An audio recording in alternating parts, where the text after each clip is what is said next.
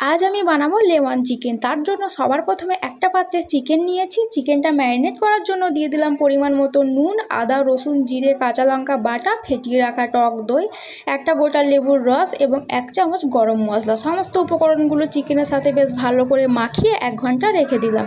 1 ঘন্টা পর এখানে কড়াইয়ে সর্ষের তেল নিয়েছি। ফোড়নে দিয়ে দিলাম গোটা জিরে এবং গোটা গরম মশলা।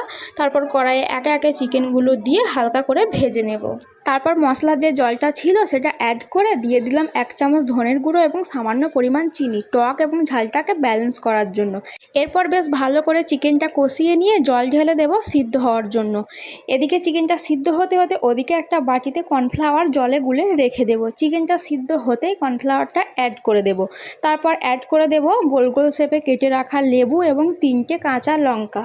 ব্যাস, লেমন চিকেন কিন্তু রেডি। ভালো লাগলে ভিডিওটি লাইক দেবেন, চ্যানেলটি সাবস্ক্রাইব করে যাবেন এবং বেশি বেশি করে শেয়ার করবেন। টাটা।